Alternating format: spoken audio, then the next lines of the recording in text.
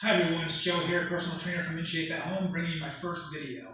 A lot of people have questions on what's the proper technique for certain exercises, so today we're going to demonstrate the squat, which is an important lower body exercise. It can be done more or less anywhere, at your home, at your office, whenever you have any spare time. Great exercise, but you want to make sure you're doing it properly. So what I'm going to demonstrate here is 6 tips for how to maintain that good technique. First thing is keeping your toes pointing forward. Next is butt back, chest up. Then you want to make sure your knees stay out. Go low, push through your heels, and contract your glutes. So I'm going to demonstrate that right now, what I mean. I'd say have your feet pointing more or less straight ahead. It's okay if you have them externally rotate a little bit, but certainly you don't want to be like this. I'd say shoulder width apart would be great. But whatever feels comfortable is more important. Okay, so that's the first thing. Second thing, when I say butt back, chest up, we want to keep our chest up the whole time. We don't want to be bending forward like this. However, when I say butt back, we want to hinge the butt back first move. We don't want to be coming down like this with our knees coming in front of our toes. If this happens, you can put a lot of stress on your knees. You're going to be working the quads, which is not really what we want to do. We want to focus on the glutes and the hamstrings. So we're going to hinge back like we're sitting in a chair.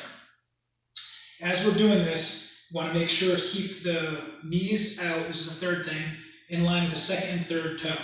You don't want them caving in like this. So, we got the feet straight ahead, we're hinging back, knees are out, we want to get low, that's the next thing. At least parallel, if not, you come down lower. Now, fifth thing, as we're shooting up, you want to put all the weight in your heels, pushing through, and then tighten up the glutes as you get to the top. You don't want to have the weight on the balls of your feet, like which is in the front, because once again we're going to be putting pressure on the quads and on the knees. So a lot of people might be wondering, well, if I have all my weight on my heels here, am I going to fall back? And the answer is yes, probably. So what we want to do is start working on our technique with a stability ball. These are great for all types of exercises. That's another conversation for another day. For today we're just going to focus on using it for the squat. This is a 65, that's the size I like to use. If you want a bigger one, you go with a 75. We're going to 55 if you want smaller. So we're just going to put it against the wall here, and we're going to get into our form. You don't want to lean back on it. You don't want to use all the resistance. You just want to use it as a guide. So we got our feet pointing straight ahead and about shoulder width apart. And we're going to hinge back, get nice and low, keeping those knees out. While we're going up, still keep the knees out, putting the weight on the heels and pushing through the glutes. Keeping that chest up as well.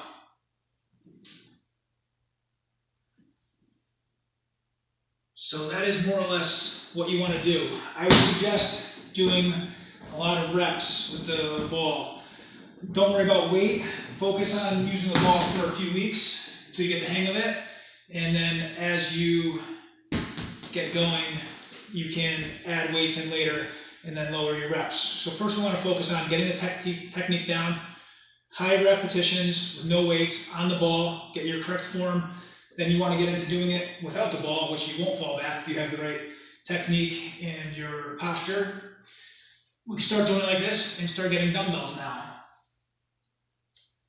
to build up your weight. Eventually, if you want to go heavy, you're going to want to build some strength, get to the gym, maybe get a barbell, and you can do it like that.